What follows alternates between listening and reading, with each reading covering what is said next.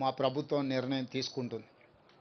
ఎందుకంటే జీవితాంతం నిస్వార్థంగా సర్వం ఒడ్డి తన రక్తాన్ని చెమటగా మార్చి తన గళాన్ని ఈ తెలంగాణకే అంకితం చేసి అలాంటి కుటుంబం ఆర్థికంగా ఎన్ని సమస్యలు ఎదుర్కొంటుందో నాకు తెలుసు.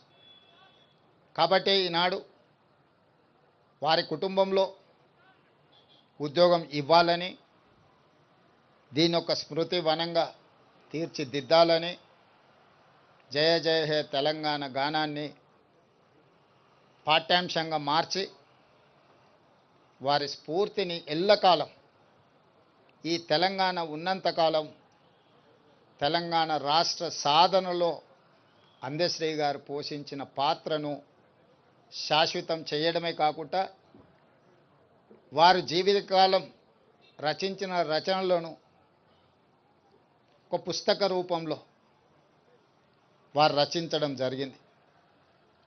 నిప్పుల వాగు.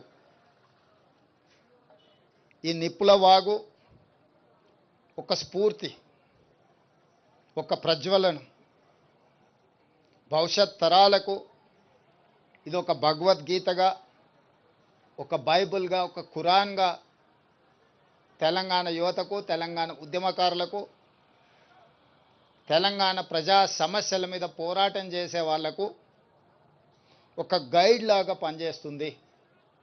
అందుకే నిప్పుల వాగును 20,000 ప్రచురణలు తెలంగాణ ప్రాంతంలో ఉండే ప్రతి లైబ్రరీలో, తండాలలో, గూడాలలో, మారుమూల పల్లెల్లో ఉండే తెలంగాణ సమాజం అంతా అందశ్రీ గారి స్ఫూర్తితో వారి రచనలో ఉన్న సారాంశాన్ని తీసుకొని పేదలకు సేవలు అందించడానికి ఉపయోగపడే విధంగా నిప్పుల వాగు గ్రంథాన్ని ప్రతి లైబ్రరీలో పెట్టే విధంగా ప్రభుత్వం చర్యలు తీసుకుంటుంది.